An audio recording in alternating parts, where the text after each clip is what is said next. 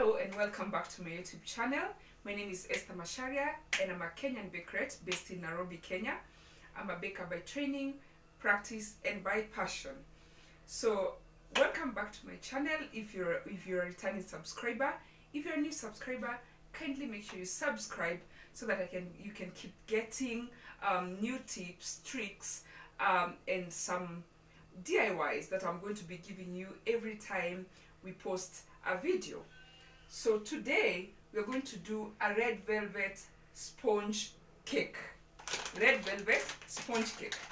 Now, on this channel, what we're trying to do is to make sure that I make work very, very easy for you. So I'm going to use red velvet sponge cake mix, which you're going to use 100% of it without adding any all-purpose flour. So without further ado, this particular cake mix is from Baking Solutions under Baking Home. Baking Home because we want to make things easier for you. So it's repackaged in 2 kgs pack so that you can be able to buy it. It's available in Zucchini stores, and there are some other stockists that have the product, like Afro Cakery, which is also in Nairobi CBD, and also it's available through you can buy it through their website, which is Baking Solutions, and it's also available on Jumia. So grab a pack so that I can show you how to have yourself a red velvet sponge mix. So I'm going to take you through the ingredients. I'm going to use 250 grams of the red velvet sponge mix. We'll need 190 grams of the eggs. I'm sure you've noticed, maybe if you've watched previous videos, you've noticed I prefer to use a weighing scale because it's more accurate. The chance that you're going to go off compared to the cups is very slim. So we'll need eggs, 190 grams, that's approximately 4 eggs, and water, 60 grams. You can use regular water, tap water, distilled water, provided it's at room temperature. Now, a little bit of this what I try to do every time I get a premix like this, it comes with a recipe at the back of the pack. But because I like being a little bit extra, I'm going to add crushed Oreo. So you're going to have a red velvet with Oreo. Okay? So let's continue. We're going to start with the wet ingredients, which are the eggs and the water. We're going to use the ball whisk because it's a sponge cake. If you've watched my previous videos, I always recommend a ball whisk for sponge cakes because you need to have some air incorporated into the cake for it to be fluffy and spongy. So we're going to whisk this just for like a minute or so. Even 30 seconds is good enough.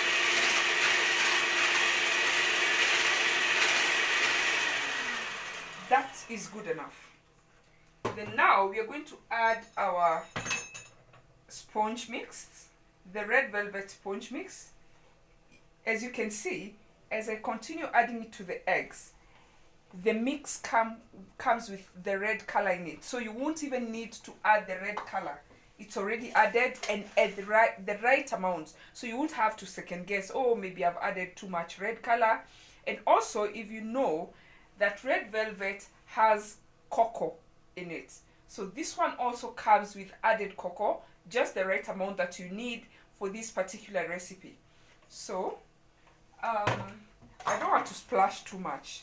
So what I'm going to do is to just mix with the spatula.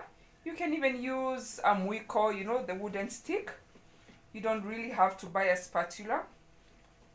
A mwiko does the job. So from here, I'm going to whisk for about 5 to 7 minutes. I'm using a hand whisk. If you have a stand mixer, you can use it. But I'm using a hand mixer.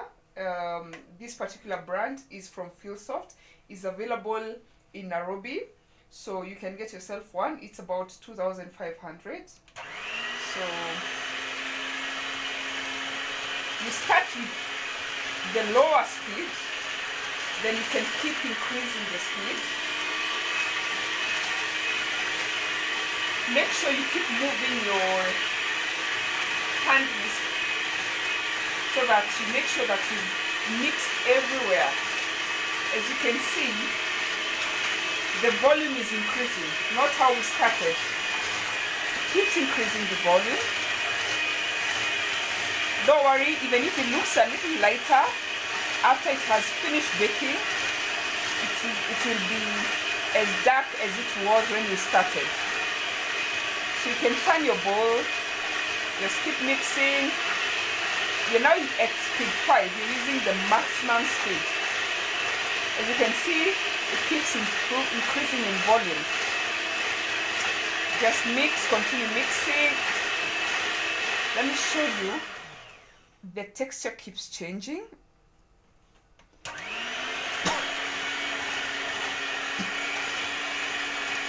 Sorry. Just keep whisking. Keep whisking for just about 5 minutes or thereabouts.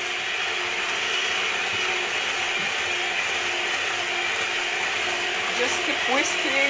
This is something you can even do at home. Don't forget that the mix comes as 100% mix. It has sugar in it, has cocoa in it, it has the color in it.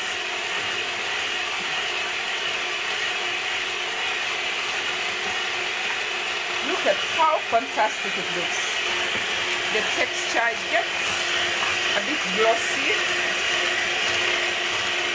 You might wonder why we didn't add any oil or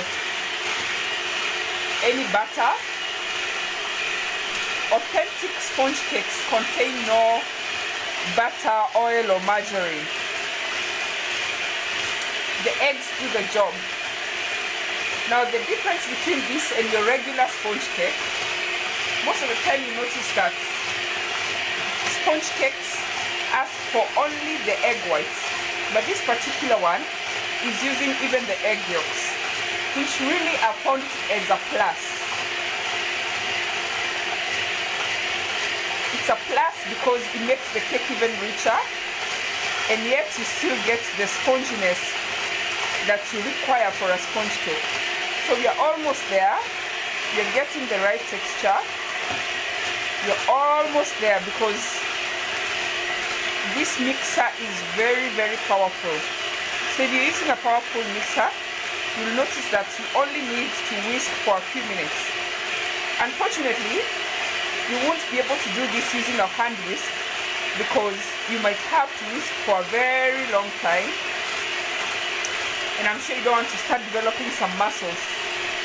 And also, anyway, you need to incorporate a lot of air to get the fluffiness. If you notice when you started, it wasn't this much, but now it keeps increasing in volume. Now, as you're almost done, you now start reducing the speed so that all the air that you had trapped doesn't get lost. Just reduce the speed a bit. Just reduce the speed until it's almost at 0. That's what you need. Just have a look at that. Wow. It's so glossy, shiny, silky smooth. So now the thing is, the advantage of this particular mix, unlike other sponge mixes that collapse when you maybe decide to add something to it, this particular one does not collapse. And because I want to add my Oreo, this is a point where you add the crushed Oreo. So I'm going to add the crushed Oreo and then fold in slowly. Just fold in slowly. Fold in slowly. And then after you fold in, we are now going to pour it into the baking tins we had prepared, like that.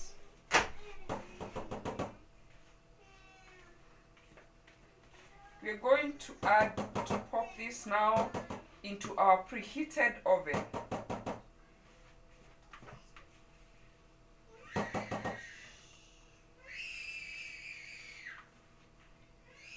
Just that.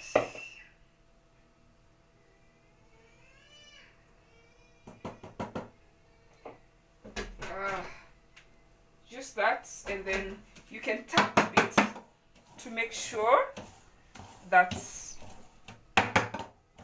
you've leveled everything and the excess air goes out.